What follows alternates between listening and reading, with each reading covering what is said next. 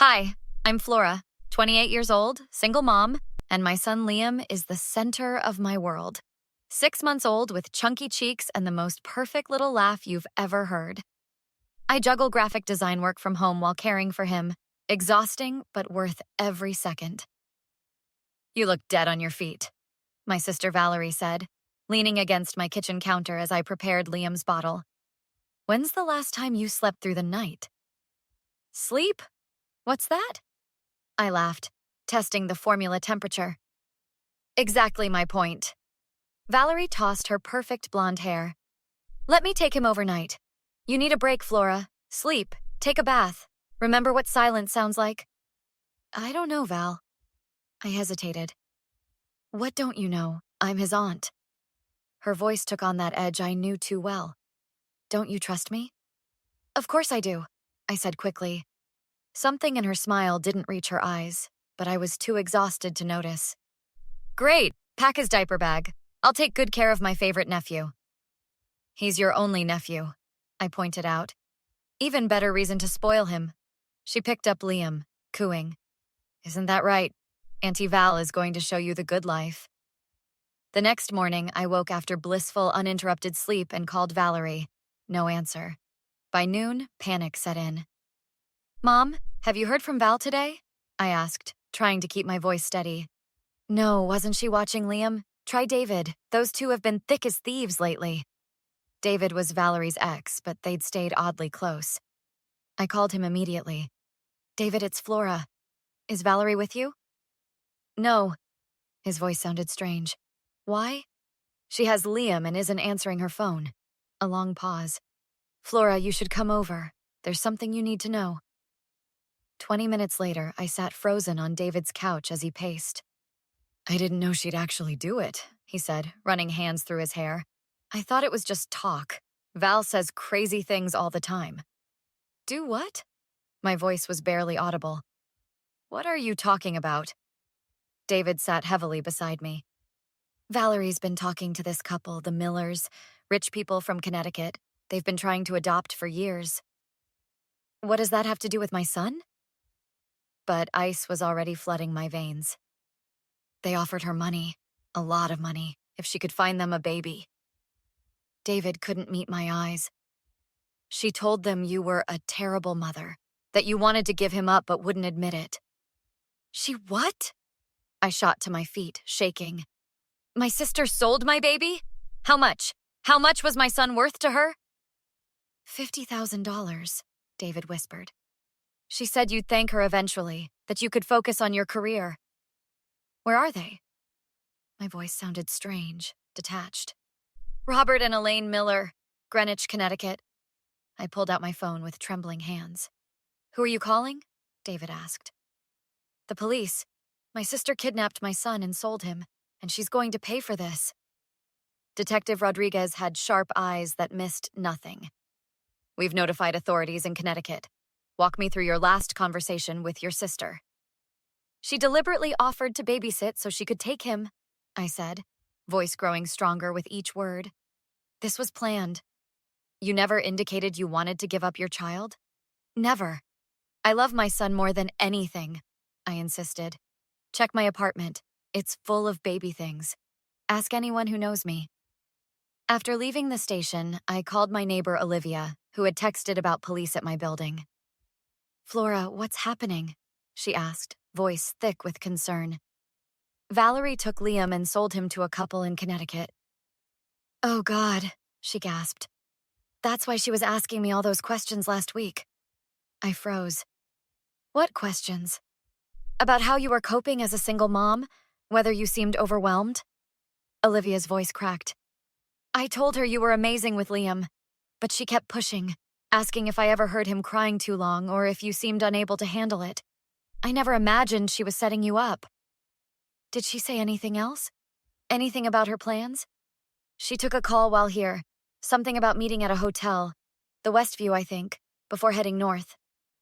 I immediately called Rodriguez about the hotel lead. My sister might have met the Millers there.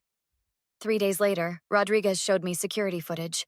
There was Valerie carrying Liam's bag. A well-dressed couple waited by the elevator, the woman reaching for my baby. That's them, I whispered. Robert and Elaine Miller, Rodriguez confirmed. Greenwich police are getting a warrant. My phone rang, an unknown number. Flora, it's Mark, Valerie's roommate. She just came back buying expensive stuff. When I asked about Liam, she said you decided he was better off with his real family now.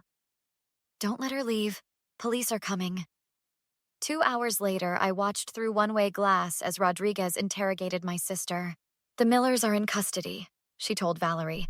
They're already talking, trying to cut deals. They say you approached them, claimed your sister wanted to give up her baby. That's ridiculous, Valerie scoffed, but her confidence was cracking. We have the hotel footage, the wire transfer, the text messages. She wasn't taking care of him properly, Valerie suddenly shouted. Always working, always tired. Those people could give him everything. Private schools, vacations, a mother and a father. That wasn't your decision to make, Rodriguez said coldly. You kidnapped a child for personal gain. I was helping everyone, Valerie insisted, tears forming. Flora gets freedom, Liam gets a better life, and I get $50,000, Rodriguez finished. Valerie's silence was damning. Rodriguez met me in the hallway. We've located your son. He's in protective custody, and we'll have you on the next flight out. Is he okay? I asked, barely breathing. They say he's well cared for. But Flora, this is just the beginning. The trial will be ugly. I don't care, I said firmly. She betrayed me in the worst possible way. I want her to face every consequence there is. The courtroom hallway was quiet when they brought Valerie in. 3 weeks had passed. Liam was back home with me, but I still checked his crib a dozen times each night, terrified he'd vanish again. 5 minutes, the court officer said, leaving us in the conference room. Valerie looked smaller somehow, her designer clothes exchanged for plain slacks and a blouse, her perfect hair now limp. Flora, she started, trying for a smile. You look good. Save it. My voice was ice. The only reason I agreed to this meeting is so you can hear directly from me what you've done. Please, just listen, she pleaded. I thought I was doing what was best for everyone. Best for everyone? I leaned forward, my hands flat on the table. You stole my child, Valerie. You took my baby and sold him. He would have had advantages you couldn't give him. Valerie's voice rose. Those people are loaded. They have a 5-bedroom house with a nursery that looks like it's from a magazine. And that justifies kidnapping? That makes it okay to rip a child from his mother? You were struggling. I've seen how exhausted you are. Every new mother is exhausted, I shouted, then took a breath. But we don't need our children stolen as a solution. We need support. Valerie's eyes narrowed. Like you ever asked for help. I did ask. I asked you many times. But unless it was on your terms, your schedule, you were too busy. Then suddenly you volunteered to take him overnight? I should have known something was wrong. The Millers would have sent pictures. She tried. You could have visited him sometimes. Do you even hear yourself? I stared at her in disbelief. Visit my own son? Like he's some distant relative? I'm sorry, okay? Tears spilled down her cheeks. I made a mistake, a terrible mistake, but I'm your sister. We can work through this. No, we can't. I stood up. You're not my sister anymore. You're just the woman who tried to steal my child. Flora, please, Valerie sobbed, grabbing my arm. I'll do anything. I'll testify against the Millers. I'll give back all the money. I can't go to prison. Please help me. I pulled my arm away. You should have thought of that before you sold my son. I'm sorry, she screamed. What more do you want from me? I want justice, I said simply, and I'm going to get it. As I turned to leave, Valerie lunged forward, grabbing my hair and yanking me backward. You self-righteous bitch! You'll ruin my entire life over one mistake? The court officer rushed in, pulling her off me. Add assault to the charges, I said coldly, straightening my jacket. And get her away from me. Outside the conference room, Robert Miller waited with his attorney. Mrs. Bennett, he began, his voice trembling. I want you to know we had no idea. Save it for the judge, I cut him off. You bought a baby. You knew something wasn't right.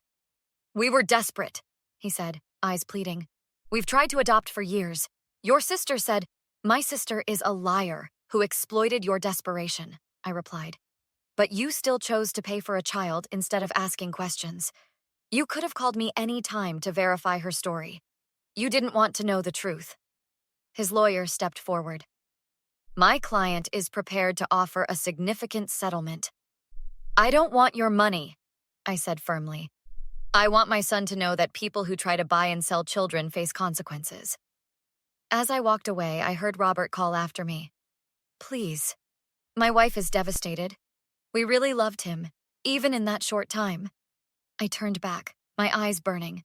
Then you know exactly how I felt when he was stolen from me. All rise, the bailiff called as the judge entered for sentencing. 6 months had passed since that day Valerie took Liam. 6 months of statements, evidence, and testimonies. The Millers had taken a plea deal, receiving probation and community service in exchange for their cooperation against Valerie. Now it was her turn.